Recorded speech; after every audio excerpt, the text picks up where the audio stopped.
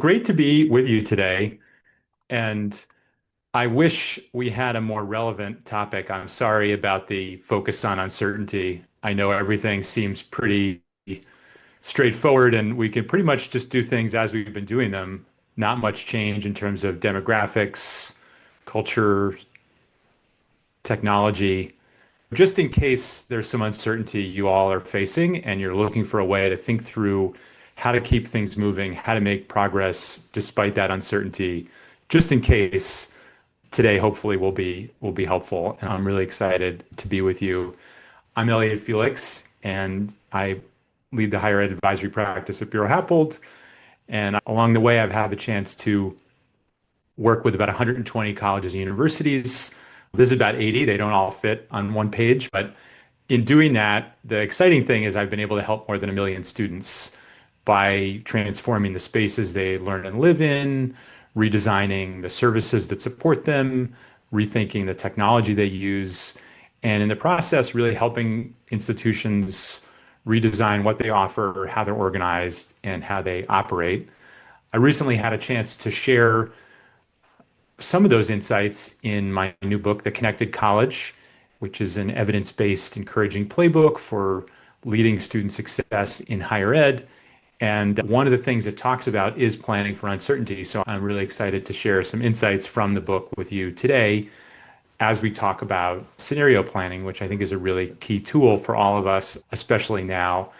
And it's interesting whether you're an architect, you're a planner, you're with work at an institution, or you're a famous writer, it's all about uncertainty in a way. And I think I really love this quote from F. Scott Fitzgerald, where the test of a first-rate intelligence is the ability to hold two opposed ideas in the mind at the same time and still retain the ability to function. And that's really what I hope you'll be able to take away from this session, because I know you're all of first-rate intelligence, and what I want to do is give you the methodology to hold opposing ideas in your mind at the same time and still retain the ability to plan, right? Not get stuck in pilot purgatory or analysis paralysis or anything else that can stymie your progress. And scenario planning is one of these ways to hold two opposing things in your mind. It's a method and a tool for envisioning and planning for different futures in a structured way. Lawrence Wilkinson, How to Build Scenarios, is one of my favorites. And I think the big takeaway from that is before you think about different options, because we all do that in our work, right? Option A, option B, option C. And by the way, one of the things I talk about in my book is never say option A, option B, option C. Always name it, because that gives you a chance to actually distill what you're talking about. But before you think about options, think about different futures, right, that you're designing for. And this is what scenario planning gives us a way to do it. So you can follow Wilkinson or others. Peter Schwartz wrote a whole book about this called The Art of the Long View. He did a lot of scenario planning for Royal Dutch Shell in the 70s during the energy crisis.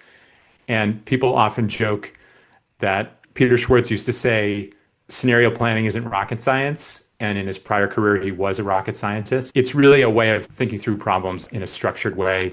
I talk about it a little in the book in page 224, 225, and give a step-by-step guide that I'll talk through now. These are the four key steps, right? You start with some kind of decision you need to make, something that's going to focus your attention and focus the kind of the problem solving and the ideation and the envisioning of different futures. So imagine your institution is trying to think about, should we focus regionally or nationally, let's just say, or where should we be targeting our growth, on campus or online? So you start there. What's a decision you have to make? And then secondly, what are the big unknowns? What are the forces that are creating these unknowns that might swing things in a different direction, right? And here you can do things like a pest analysis, look at political, economic, social, technology trends.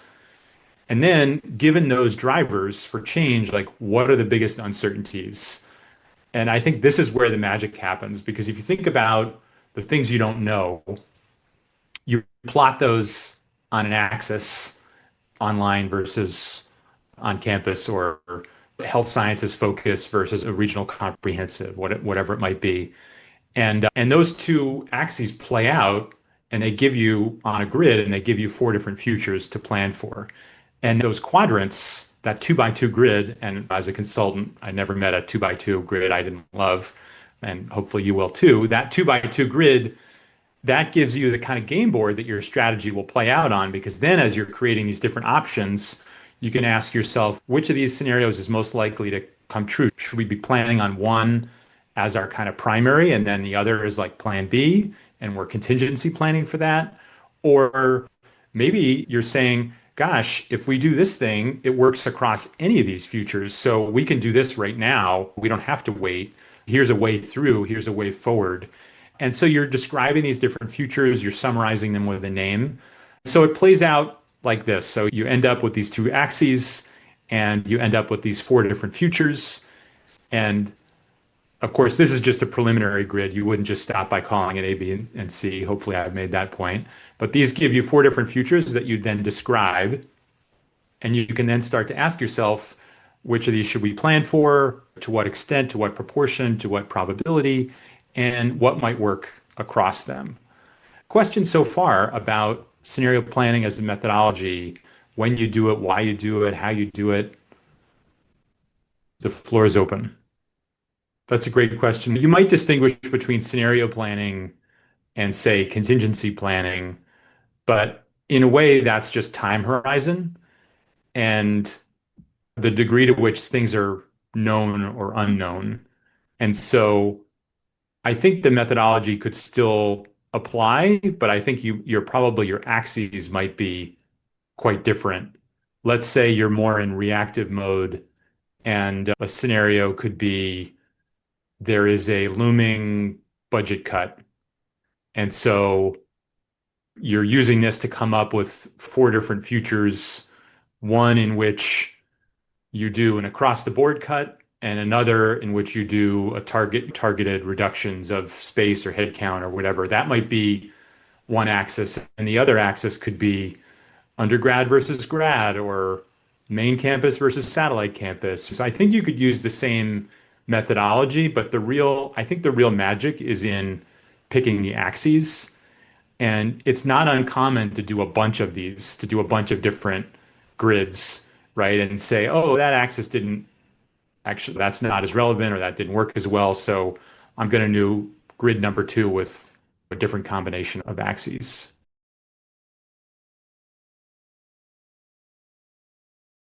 Being really careful about how something's going to be received and understood is really critical. And I think that's a really astute observation. So a lot of this is around the communication and the framing.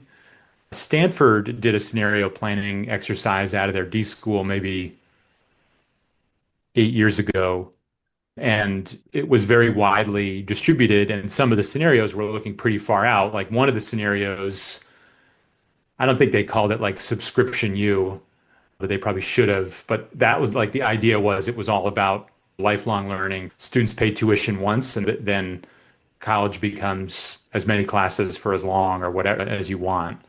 That's pretty far out. So you can do that, and you just need to message it as such. Hey, we're looking way into the future, or we're trying to define like extremes around a topic in order to find the right middle. So that you could certainly like couch it that way. I would say the other thing you can do is also just adjust the planning horizon. You can, instead of looking 20 years out, you can look 5 years out. Same thing with like a master plan or campus plan.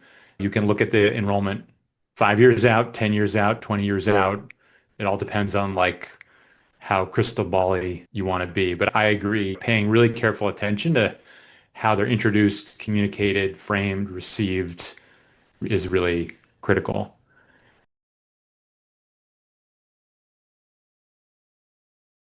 Yeah, it's a great question. And I think you can do scenario planning at different scales. You could do it at the institutional scale. You could do it at the School of Applied Science, Engineering and Applied Science within an institution. You could do it even thinking about a new interdisciplinary science building. And I think crucially, and this is I think the trickiest part of scenario planning is recognizing and communicating that the quadrants aren't options or solutions, they're Yeah. futures that you're designing for. And I think that's what trips people up a lot. So let's say you were going to do a scenario plan for an interdisciplinary science building. At least initially, you'd want to look at maybe an axis is like wet in vitro research versus dry in silico research. And you could probably use the same methodology to come up with options. One axis is organized by theme and another is organized by discipline. And you sometimes you do a bunch of these and then you figure out which grid is the most compelling. So you could do enrollment on one axis for sure, because you get a totally different solution if you're trying to consolidate or you're trying to accommodate Right. growth. Porosity might be another one, the degree to which you're creating a walled garden versus an open campus. Right. Um, you might get very different futures depending on what your take on those two things. So we just walked through why and how you do a scenario plan as a way to think through uncertainty, to hold two opposing ideas, or maybe even four in your mind at the same time and find a way forward as you're integrated planning. I want to give you an example of this applied to a project. And this was a project I led a while back at the University of Michigan, but I think it's just as relevant today because it was about creating a center of centers. And really, we weren't sure at the onset what the right solution would be. And the context was that Michigan was going through a shared services transformation, or what they called an administrative services transformation. What functions can we centralize in terms of HR, IT, finance, kinds of things? And against that backdrop, there were also lots of small institutes and centers, which oftentimes had their own finance person, their own events person, their own technology person. And that just wasn't a sustainable future. Some were in distributed spaces. So you might have the Center for China Studies, you might have the Center for Complex Systems, you might have the Center for Engaged Learning. So this was a project to bring different and disparate institutes and centers together so that they could share space, share ideas, share services. And a big part of that was understanding the different cultures of the different groups. And there's lots of different ways to think about this. On the right is something called the competing values matrix that was actually done by two Michigan professors, Cameron and Quinn. It's a pretty cool way to make culture tangible if you haven't seen it. And we started to think about what are the different activities, where might we plot these different groups in terms of their culture. And Cameron and Quinn, it's about how internal versus external focused you are, or how stable or flexible you are. That gave us a sense. And then we used scenario planning to think about how these different groups would come together. And for us, the key drivers, those key uncertainties that became the axes were the kind of the academic focus.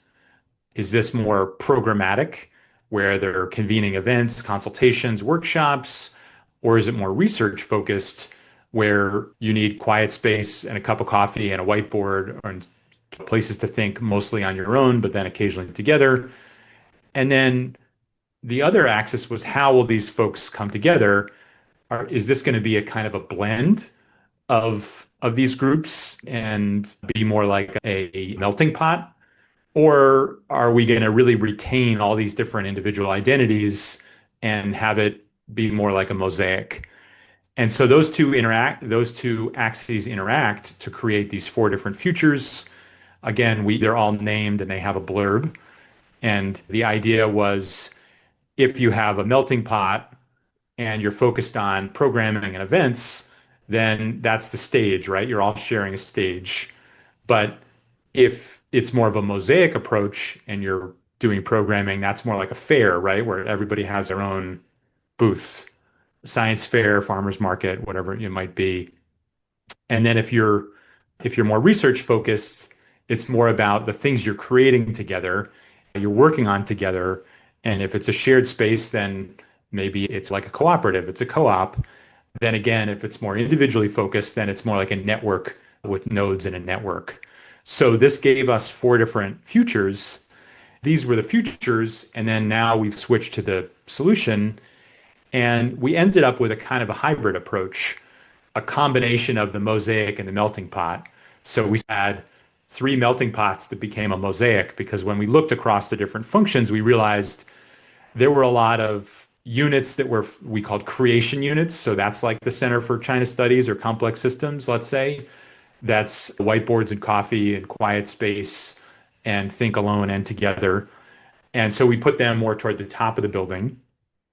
And then we had these communication functions like the Center for Engaged Learning, running lots of programs, very outward focused, focused on civic engagement and experiential learning. And so we clustered those together. And then we clustered the services, the shared services in the center, IT, finance, facilities, et cetera, that could work up and down. And then the orange spaces were the kind of collaboration sandwich at top and bottom. So we ended up with a kind of a hybrid that sort of worked in all four of those quadrants because we had the three melting pots that make a mosaic, and we had the top ones are more focused on creation and the bottom are more focused on communication and programming.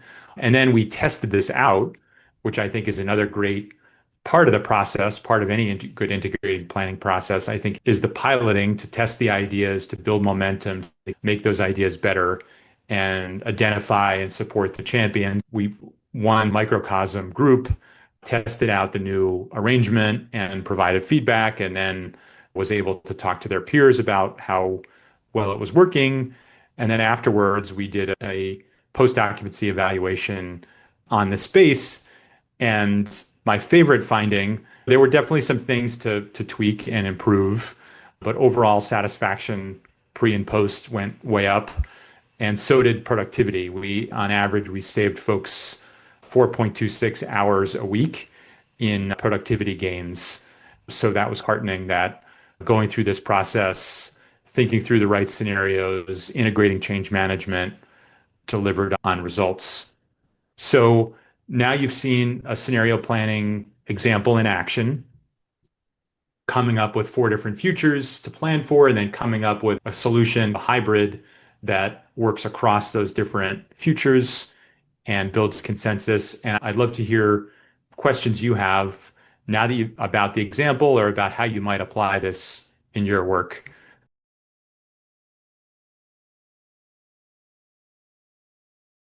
Yeah, it is really hard. And there's a reason the Eisenhower matrix of important versus urgent is such a lasting tool because it is really hard to get to that important non-urgent box when there's so much changing and so much happening. So I definitely get that. And what I would say is I think a lot about operating rhythm. I think a lot about how an institution or an organization gets in a rhythm. Because I think once you establish those patterns and practices, it's a lot easier to create the time. And it may be starting small, right? I'm going to put a monthly calendar invite Friday mornings, the last Friday of the month, or the first Friday of the month, or whatever it is. And I'm just going to set aside an hour a month to think about the future. That's probably something you can make happen, but it's really about what are the kind of the rhythms, the rituals you create so that foresight is a part of your planning practice. It doesn't have to be all your practice because there's a lot of short-term things you have to think about. But I think getting in that rhythm of thinking about the future is even quarterly, just we're going to have a quarterly meeting to look at macro trends and then establishing, okay, these are the five data points I want to look at in that. I want to look at enrollment, the latest Bureau of Labor Statistics job report. I want to look at, for architects and planners, the Architectural Billing Index, whatever it might be. And that's a way to get started. But it is hard because there's so much that's important and urgent that it's hard to get to the important non-urgent stuff. I get it. The other tip I'll give you is you want to make sure the axes should be independent. So cost and quality is probably not a good pairing because then you'll just end up in the upper right corner. That's the other tip or trick I'll give you is there's a cultural bias toward the upper right corner. So if you're trying to convince people of things, arrange the axes so that the upper right corner is the one you want to tilt things toward. But you didn't hear that from me. Any reflections on kind of the process of doing it, of creating it? Things that made sense, places where you got stuck, how you got unstuck? Deadlines help. You could keep pulling on a lot of these threads, right? You can, instead of a short blurb, each of these could be a page. And if you want to take these further, or when I've taken these further and when I've seen other people do it, you're often thinking about the different dimensions you want to describe. It's almost like a checklist, and you're like, you have your blurb, and then it's what does this mean for our academic programs? What does this mean for our partnerships? What does this mean for our physical campus? What does this mean for our tech stack? So if you wanted to take this further, you could come up with 5 or 6 threads you want to pull on each, and you use those same 5 dimensions in all quadrants, and you have a little bit more detail. And sometimes that's really helpful because it's like pushing you to dig a little deeper. So that can be really helpful. But I think using it as a generative tool, I think could be really interesting. And just as an example, maybe you're thinking, hey, a senior living partner could be really interesting. We've got these cultural facilities, we've got a lot of really interesting programming, we've got a nursing school, we've got social work and counseling, and they're looking for practicums. This could be really great. And then that leads you to use that in any scenario, right? Because I think if you play your cards, this is a generative tool and you come up with responses and you have like creative license to use the assisted living lifelong learning community no matter what, let's say. I'll just say thanks. And as a way of saying thanks, if folks are interested in the book, you can get it at a discount here. You may already have it. You may already be in it if you're Will Miller. But yeah, I really enjoyed talking to you all today. And I hope this is really helpful as you think about planning for uncertainty and how you find a way through and over and around the kind of obstacles you might face. And I'm happy to follow up if you have further questions and happy to give you maybe 10 minutes back in your day. So thanks very much.